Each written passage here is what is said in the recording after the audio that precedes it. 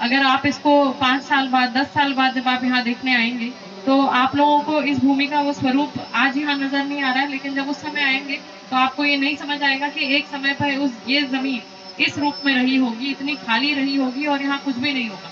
लेकिन जब आप बाद में आएंगे तो आपको यहाँ पर एक बहुत घना जंगल नजर आएगा, उसका स्वरूप ही पूरा बदल चुका होगा।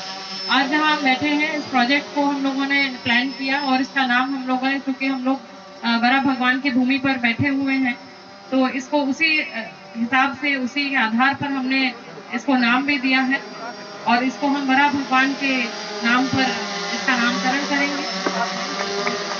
जो हमारे जनपद की पहचान है, उनकी स्थली है। और इस प्रोजेक्ट में आप देखेंगे तो मूलतः आज 1,01,000 वन के पौधे लगाए जाएंगे।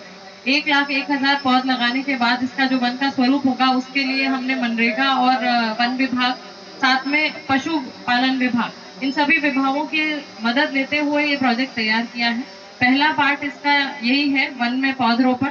दूसरा इसमें जो भाग है, जो जनपद में हमारी गौ गौ संरक्षण केंद्र चल रहे हैं, गौ माताएं हैं जिनकी हम लोगों को देखभाल की एक बड़ी जिम्मेदारी मिली हुई है, उसके लिए जो हमारे सामने एक चुनौती आती है फॉडर से संबंधित, या जिसको हम कहते हैं चारे से संबंधित। आज इस जगह पर हम लोग पौधारोपण करने के साथ साथ 20 एकड़ की जमीन में फॉडर यानी कि चारे को बोने का और चारे को उगाने का भी काम शुरू कर रहे हैं, जिससे कि आप समझ सकते हैं कि आने वाले कई वर्षों में जो हमारी गौ संरक्षण केंद्र पे या जनरल भी हमारे यहाँ चारे की जो समस्या रहती है, भूसे की समस्या रहती है, उसमें हमें अत्यधिक मदद मिलेगी। साथ ही साथ इसमें एक अमृत सरोवर की प्लानिंग की गई है। अमृत सरोवर यहाँ पर बनेगा, यानी कि एक तालाब डेवलप किया जाएगा, पानी का स्रोत होगा।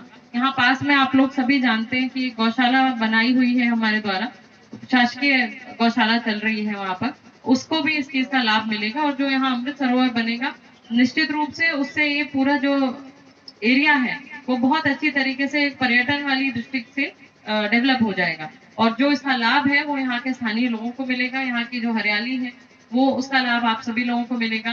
कई तरीके की वैरायटी के इसमें हम लोग पौधे लगा रहे हैं, जिसमें बेल है, बेर है, आम, कैथा, अमरूद, आंवला, सहजन, बहेड़ा, महुआ, नीम, नींबू, अमलतास, कंजी, अकेसिया, बालम खीरा, सतावर, कालमेघ, पलास, गिलोय, पीपल। तो आपने जो नाम सुने होंगे, आप समझ सकते हैं कि ये आज की आधुनिक दिनचर्या में हम लोगों को कई बीमारियों में भी मदद करने वाले ऐसे पेड़ हैं, जिनको अगर आप डेली में अगर आप इसका सेवन करते हैं तो आपको कई बीमारियों से भी दूर रखेंगे। और यही नहीं, सेवन तो दूर की बात है, ये ऐसे पेड़ हैं जिनकी हवा से ही आदमी को, यदि आप यहाँ टहलने भी चले आए अमृत सरोवर के आसपास, तो भी आप उसमें बहुत ज्यादा लाभ प्राप्त कर सकेंगे।